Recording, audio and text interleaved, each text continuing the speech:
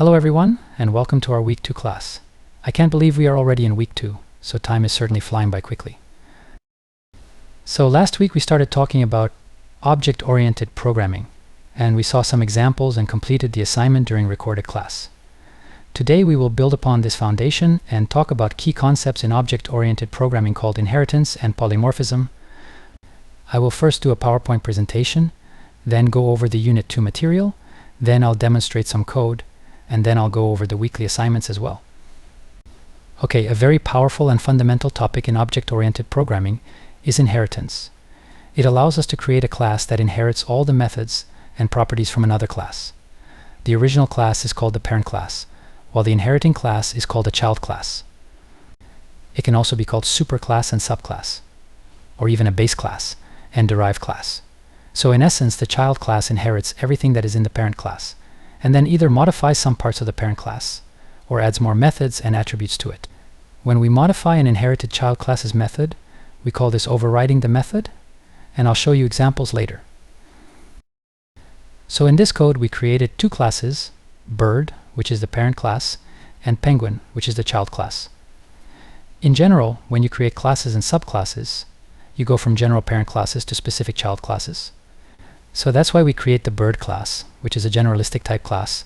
Then to go more specific, we create the penguin class to be more specific. And again, the child class inherits the methods and attributes of the parent class. And we denote this inheritance feature by placing the parent's class name as a parameter in the child's class. So you can see that when we defined the penguin class, we passed bird as a parameter. This now means that penguin has all the same attributes and methods of the class bird. We can see this from the swim method. The swim method is part of the bird class, but because the penguin class inherits from the bird class, then the swim method is also inherited, so any instance of penguin can use the swim method. In other words, whatever belongs to the bird class is made available to the penguin class through inheritance. Now, child classes can also modify methods of the parent class. For example, both classes have the whoisThis method. The whoisThis method in the bird class prints the word bird, while the whoisThis method in the penguin class prints the word penguin. So the penguin class took the whoisThis method and modified it. This is the overriding of methods I mentioned in my last slide.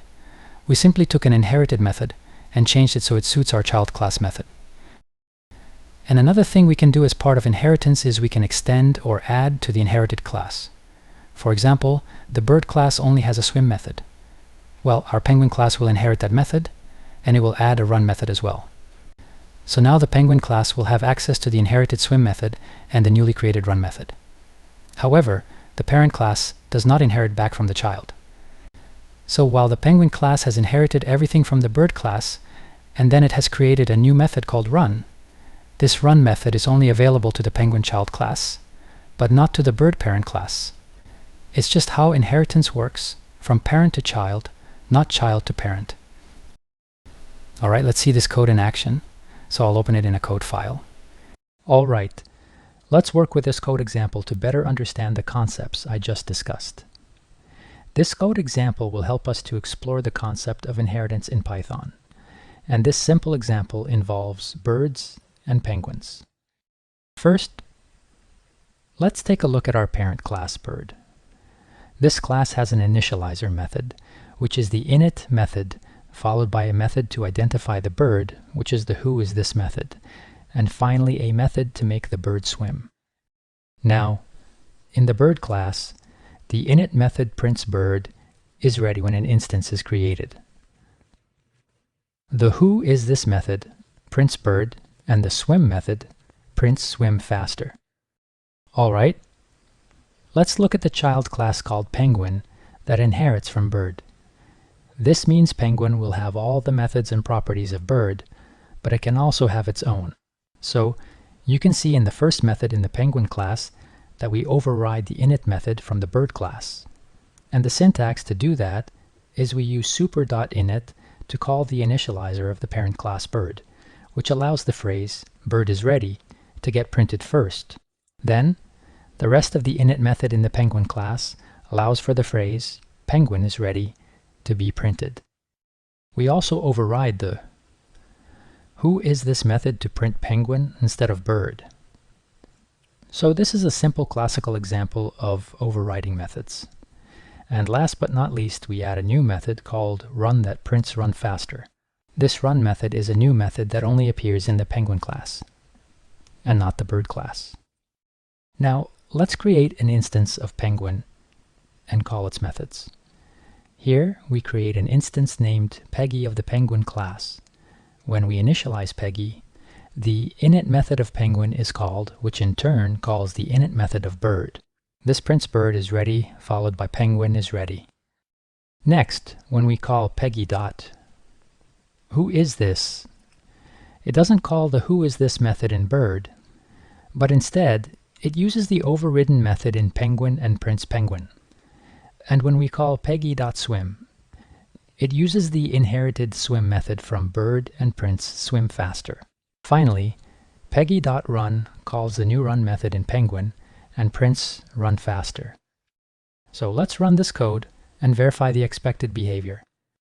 And yes, we first get bird is ready and penguin is ready because we created an instance of the penguin class.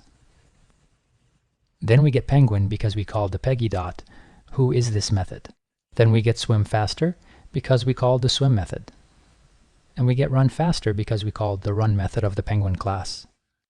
So this simple example beautifully illustrates how inheritance allows a child class to use methods from its parent class, while also having the flexibility to override them, plus add new ones.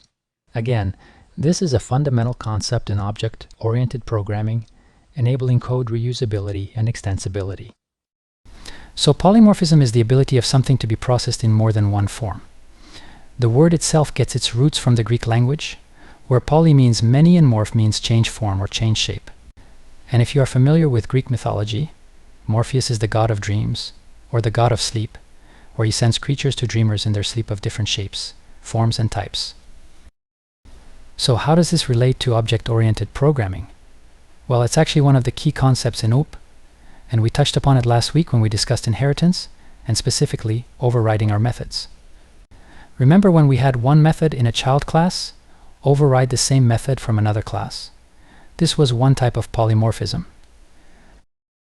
Now there are two types of polymorphism: static polymorphism and dynamic polymorphism. Static polymorphism is also called static binding. It is also called compile time polymorphism because, as the name implies, it happens during compile time. But a more common name to this type of polymorphism is method overloading, and please don't confuse it with method overriding, as that's a bit different. So method overloading occurs when multiple methods in the same class have the same name but different parameters. And the appropriate method to call is determined at compile time based on the number or types of arguments passed to the method. It is resolved at compile time because the compiler knows which method to invoke based on the method's signature. But wait a minute, Python is not a compiled language. So how can we apply method overloading? By default, we can't, but we can apply some workaround to achieve method overloading. But what are the benefits of overloading if Python doesn't support it? Well, the main advantage of method overloading is that it improves code readability and allows code reusability. It also eliminates the use of different method names for the same kind of operations. And the use of method overloading also saves memory space, as well as speeds up the execution of the program. Also, code maintenance becomes easy. Let me show you an example. So here we have an example of static polymorphism, or method overloading. I have a class called calculator with two methods, and notice that both methods are called add.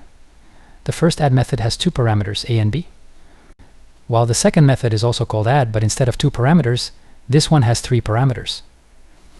The first add method will return the sum of a and b, while the second add method will return the sum of a, b, and c.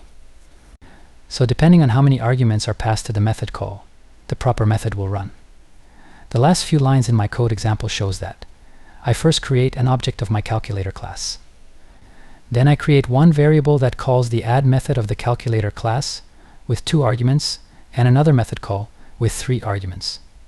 So each add method is called depending on the number of arguments passed to it. And again, this is called method overloading. However, again, this will not work as is in Python, because by default, Python does not support method overloading. Now, the second type of polymorphism is dynamic polymorphism, which is also known as dynamic binding or runtime polymorphism. but we usually refer to it as method overriding, which we saw last week. Remember, we had one parent class and a child class.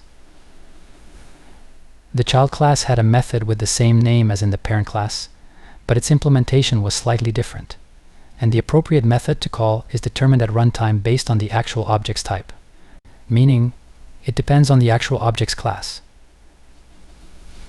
Let me show you an example. So here you can see that we have an animal class and a dog class. The animal class is the parent class, while the dog class is the child class because it inherits from the animal class. And as you can see, both classes have a method called make_sound with just a self parameter. The makeSound method of the animal class prints animal, makes a sound, while the makeSound method in the dog class prints out dog barks. So two separate classes in a parent-child relationship using the same method name with different implementations. And this is what we call method overriding. So before I demonstrate the code examples, let's do a quick rundown on the differences between method overloading and method overriding.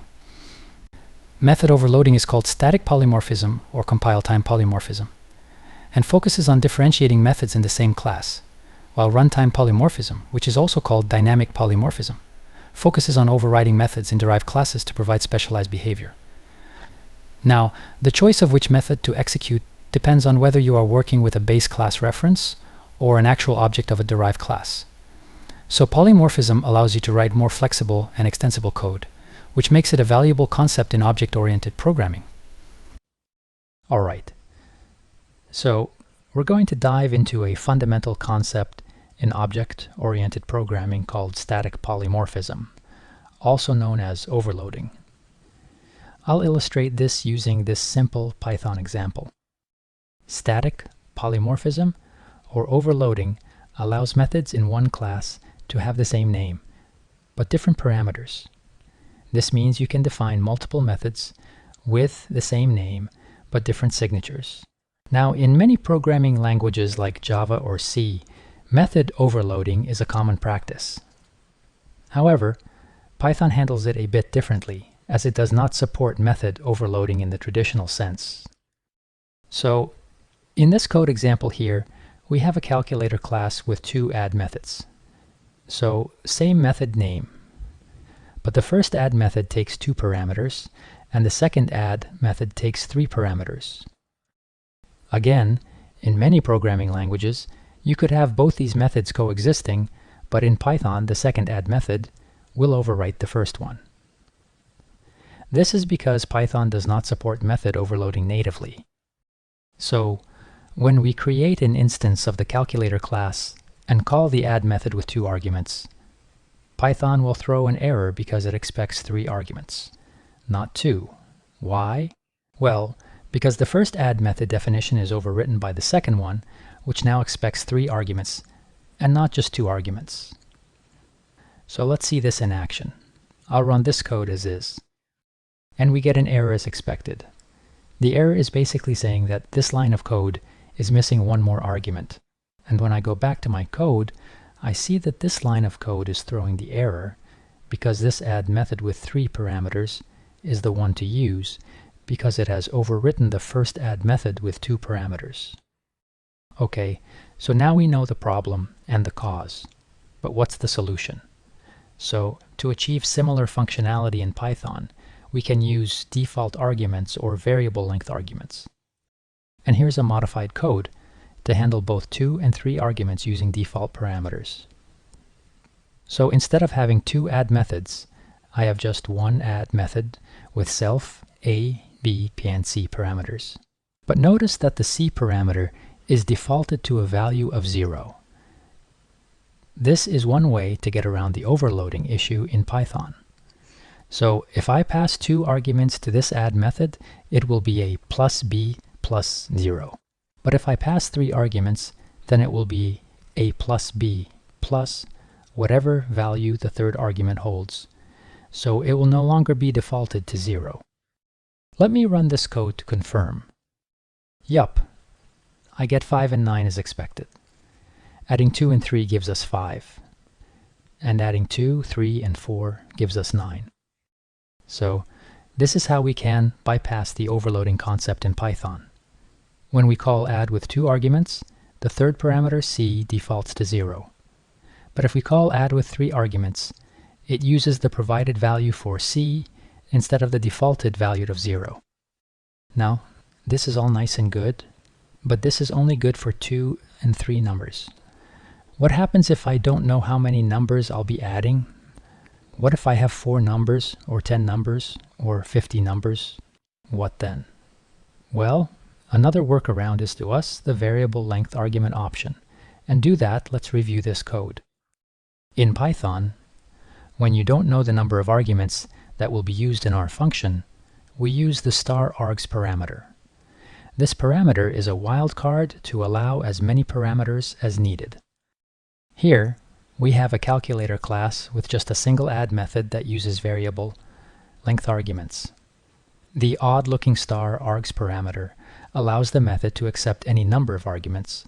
So, when we call the add method with 2 arguments, it calculates the sum of 2 and 3.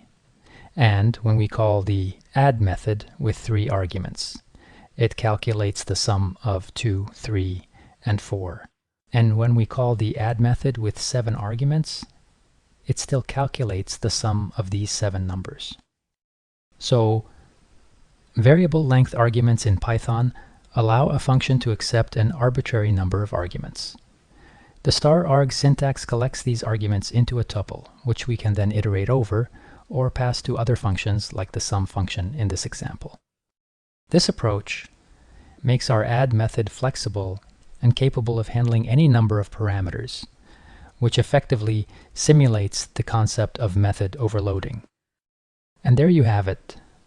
We've learned about static polymorphism or overloading and how to handle it in Python using default parameters and the variable length arguments using *args. So, while Python doesn't support method overloading in the traditional sense, with a bit of creativity, we can achieve similar functionality. Pretty cool, right? Okay, so now let's discuss this code example to demonstrate dynamic polymorphism. First, we have our base class, animal. This class has a single method, make_sound, which, when called prints animal, makes a sound. Pretty straightforward, right? Now, let's add subclass. Here, we define a subclass called dog that inherits from animal. In this subclass, we override the makeSound method to print dog barks instead. So by overriding the makeSound method, we're changing the behavior of this method for instances of the dog class. Now, let's see this in action with some example usage.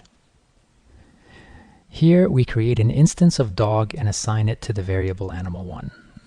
When we call animal1.makeSound, which method do you think gets executed? Well, since animal1 is actually an instance of dog, the overridden makeSound method in the dog class is called, and we get dog barks as the output. Let's confirm that by running our code. Yes, I get dog barks as the output because the makeSound method of the dog subclass overwrote the makeSound method of the inherited parent class. So this is a perfect example of dynamic polymorphism, where the method to be invoked is determined at runtime, not at compile time like we saw with static polymorphism. Again, let's break down the key concepts that make this possible. First, we have inheritance. This allows the dog class to inherit methods and properties from the animal class. Next, we have method overriding, which lets the dog class provide a specific implementation of the makeSound method. So polymorphism allows objects like animal1 to be treated as instances of their parent class, animal. And dynamic binding ensures that the method call is resolved at runtime, determining that the dog's makeSound method should be executed. And it's this flexibility that makes dynamic polymorphism so powerful. It allows us to write more extensible and maintainable code by defining common interfaces in base classes and providing specific implementations in subclasses. So, that's dynamic polymorphism in a nutshell. Alright, so let's review what the Week 2 module is all about. We see at the top the dates when the module starts and ends, which translates to the typical Monday through Sunday schedule. And the topics covered will be inheritance and polymorphism. Then we have the typical 3 sections of the module, which are overview, assignments, and resources. Please go over the week 2 overview, as it contains helpful information like the learning outcomes, as well as due dates for assignments. Then under the assignment section, we have the traditional attendance check. This is a school requirement and takes just seconds to complete. So please don't forget to take care of that task. Then we have a check-in survey, which is also a very quick assignment. Now notice that it is worth 0 points, but if you do complete it, you will earn 5 points on your grade. So please be as candid as possible in your survey replies. We highly value your opinion, and please remember that these surveys are anonymous. So I don't see who said what. But I do see the replies, and I appreciate the feedback so I can improve on me teaching this class. Then we have a continuation of our introduction discussion forum. Last week we started it, and so we are wrapping it this week. The assignment is worth 20 points, which are broken up into the first 10 points are for your initial introduction post, and the second 10 points are for at least 1 reply to your classmates. Then we have 2 assignments. Both are due this Sunday by midnight, and each are worth 50 points.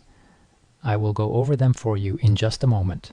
And as per my teaching style, while I do show you how to do the assignments, where you are allowed to copy my code, I do want you to take it a step further and play more with this code. This is where the learning truly happens and you can grow as a programmer. Copying my code might give you the needed points, but it's not enough for the material to sink in. This happens when you do the thinking and coding yourself. So please ask yourself questions or give yourself scenarios like, what if I do this instead? Or what if I change this value? Or how would I get the code to do? Sim different. My point is to learn from my solution, while you continue to practice writing code to learn and improve your skills. My suggestion, at least 1 hour a day is needed to grow as a programmer. And the last set of assignments for this module are 2 extra credit quizzes. Now, in parenthesis, it says they are worth 5 points, but next to the due date, it says 0 points. Well, since these quizzes are extra credit, then they are optional, so you don't lose points if you don't complete them. However, if you do complete them, you can earn up to 5 extra points. These quizzes are 5 questions each, and they allow you 2 attempts per quiz. I look at these quizzes as a good way to gauge your knowledge of the material, plus it's a chance to earn some extra credit points. So, I highly encourage you to do them, please. Alright, let's look at our first assignment. Please read everything on this page on your own, as it contains helpful information to complete your assignment correctly. Then, in the steps area, it says to create a new Python script and call it inheritance.py. In this code file, we need to create a class called person, and the class should have the following attributes: name, age, and country. Then we need to add a method to the person class and call it introduce_yourself. This method should print a string in the format of hello, my name is name. Then we create a second class called student, which inherits from the person class that we just created. And this student class should have the additional attributes major and GPA. Then define a method called study in the student class that prints a message. Name is studying major with a current GPA of GPA. Next, we need to create a third class called staff, which also inherits from the person class. The staff class should have additional attributes, position and department. And in the staff class, please define a method called work that prints a message. Name works as a position in the department. So now that we created our classes, let's implement them. First, create a person object, a student object, and a staff object, all with appropriate attributes. Then call the introduce_yourself method on all three objects. Also, call the study method on the student object and the work method on the staff object. So, these are the code requirements for this assignment. And here is my solution for it. First, let's take a look at our base class person. This class has an initializer method and a method to introduce oneself. In the person class, the init method initializes the attributes name, age, and country. And the introduce yourself method prints a greeting message introducing the person. Now, the self.name and self.age and self.country, these are attributes that are assigned values of name, age, and country. So, the self.name, for example, this means that we are creating an attribute called name for whatever object is created from this class, which is denoted by the self word. For example, if I create an object called person1 and gave it a name value of John, then self.name will be like saying person1.name is equal to John. And the same would apply for self.age and self.country. And to be more specific, this name value here is the value of this name parameter here, which is the value of the first argument that is passed in the function call down here. Alright, next let's define a child class called student that inherits from person. This means student will have all the methods and properties of person, plus its own specific attributes and methods. In the student class, we add major and GPA attributes. We also use the super.init method and pass it the name, age, and country arguments to call the initializer of the person class. This allows us to inherit these attributes from the parent class. Now, right below this code line, I have a commented out code line that does the same exact thing, but written differently. So, instead of using the super keyword, I'm being more specific and saying the name of the parent class that I'm inheriting from, which, in this case, it's person. Another key difference in this syntax is that I added the self argument to the list of arguments. But again, both these lines do the same thing. Also, in the student class, we have a study method that just prints the student's major and GPA. And the last class we defined is staff, which also inherits from person. This class has additional attributes, position and department, and a method to describe the staff's work. And again, we use the superinit syntax to ensure the person class initializer is called. And I also have as a comment the other way to inherit the init method. Then we have the work method, which describes the staff's position and department. So, now that all our classes are defined, let's create instances of each class and call their respective methods. First, we create an instance of the person class and call it person1. So, now that I have an object created from the person class, I now have access to all its attributes and methods. So then, by calling person1.introduceYourself, that would print the introduction message of the person class from above.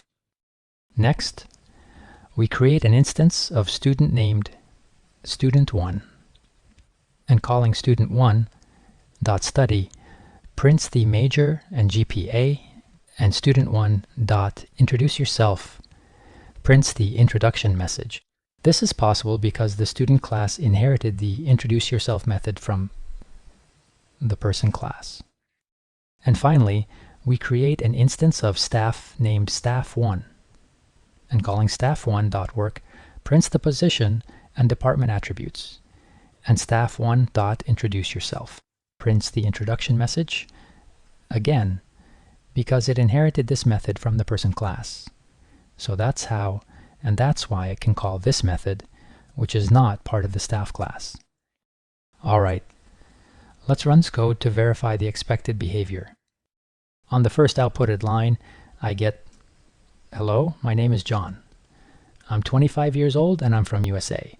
This is correct because I created the person1 object from the person class and passed it the arguments John, 25, and USA. Then, next outputted line is Emily is studying business admin with a current GPA of 3.3. This is also correct because that's the result of the creation of the student1 object from the student class, then calling the study method of the student class. And next outputted line is hello. My name is Emily. I'm 20 years old and I'm from Germany. This is the result of the introduce yourself method, which the student class inherited from the person class. And the next outputted line pertains to the staff class. So we see this line, Sue works as a teacher in the faculty department. This is because we create the staff object from the staff class, then called the work method. And the last outputted line is, hello, my name is Sue. I'm 35 years old and I'm from England. This is the result of calling the introduce yourself method on the staff1 object, which as the student class inherited this method from the person class. So, there you have it. This code example demonstrates how inheritance allows us to reuse code from the person class in student and staff classes, while adding unique functionality to each subclasses. This is a key feature of object-oriented programming that promotes code reusability and organization. Alright, so now that you verified your code runs correctly, please save your file and submit it in the Canvas assignment submission area. For the second assignment, please read the context section on your own. And as for the steps, please create a new file called polymorphism.py. In this Python file, please create a class called student with attributes called name, major, and GPA for semester. The values of the eGPA can be like 3.2 and 3.5. Then create a method called study that prints a string that says name is studying major. Next, create a method called calculate underscore average underscore GP, which calculates and returns the average of GPA for semesters. Then create a method called is underscore in underscore good underscore standings, which prints a string in the format of name is a student. Next, create a class called undergraduate student that inherits from the student class. In this class, please override the study method to print name is studying major using lectures and textbooks. Then, override the is in good standings method to use the calculate average GPA method. Here, if the average GPA is 2.5 or more, then the method should print name is in good academic standing. Otherwise, it should print name is not in good academic standing. Next, create a graduate student class that also inherits from the student class. And also override the study method to print name is studying major through research papers and projects. And also override the A's in good standings method to use the calculate average GPA method. Now, if the average GPA is 3.0 or more, then the method should print name is in good academic standing. Otherwise, it should print name is in good academic standing. So, that takes care of the class definitions. Now, in your main program, create a list of GPAs, and these can be just random values and random count. But please create at least 3 or more values, and change the vales different times to test the different outputs. Then, create an undergraduate student object and a graduate student object, both with appropriate attributes, including the list of GPAs. Then call the study method, the calculate average GPA method, and is in good standings method on both objects to verify the expected output. And of course, please test your code to make sure it runs without errors. And after you have completed and tested your code, submit the polymorphism.py file on Canvas. Okay, so these were the requirements of the assignment, and here's my solution to these requirements. As you can see, I created the 3 classes, student, undergraduate student, and graduate student. For the student init method, I declared the attributes. I also defined both the study and the is in good standings methods, which just print out one statement each. Both these methods will also be found in the other 2 classes. But the next method, calculate average GPA, is unique to the student class. Here, I take the provide list of GPAs and I calculate the average. I do this by taking the sum of the individual values, then divide them by the count of these values. I assign this calculated value to a new variable called avg_GPP.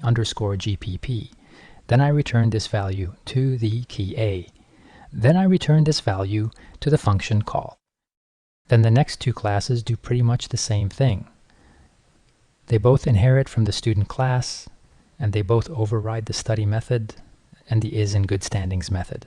The difference, though, is that the GPA threshold criteria is different for an undergraduate student versus a graduate student. For an undergraduate student to be in a good standing, he or she just needs a GPA higher than 2.5, but a graduate student is held to higher standards, and so a 3.0 is required to maintain a good standing. So that's it for the class definitions. Now let's implement them and see what they output. Okay, so I first create a list of GPA values. Again, just random values. I then create an instance of the undergraduate student class and call it UG1. I pass it the arguments of a name, computer science, and the list variable that contains all my GPAs. Then I call the study method of this object. Next, I call the calculate average GPA method and pass it the list of GPAs. This is not in the assignment's instructions, but I just do it as a debugging option to see what my average GPA is. Then I call the is in good standings methods to see what I get back as a print statement. So let's run this code now like that and see what I get back. The first outputted line says Nezer is studying computer science using lectures and textbooks. This is the result of the study method of the undergraduate student object. Notice that the study method overrode the study method of the student class, and that is the correct and expected behavior. Next outputted line is the value of the average of the GPAs, which I just printed out as a debugging tool. And based on this value and the if statement logic I defined in the class, I get the print statement that I'm not in good standing, which is correct because this value is less than 2.5. Now let me change the GPAs to higher values so I can test the other half of the if statement. Okay, and now let's run this again. Alright, so now that my GPA is higher than 2.5, then I'm in good standings. So the code worked correctly. Now, let's test the same thing for the graduate student class. But first, let me comment the undergraduate student code and uncomment the graduate student code. Okay, this looks good. So we are doing the same exact thing as we did in the lines of code above. And if I run this code, I get the expected behavior. Because my GPA is higher than 3.0, Mark is in good standings. So let's modify the values to test the other side of the if statement. Okay, and let's run the code again. And now, because the average GPA is lower than the 3.0, now I get the statement that Mark is in not good standings. So that's my solution for the second assignment, and that wraps up this video for us. Please do reach out to me if you have any questions. I'm certainly here to help at any time. So I hope this was helpful, and thank you for watching. Take care, and bye for now.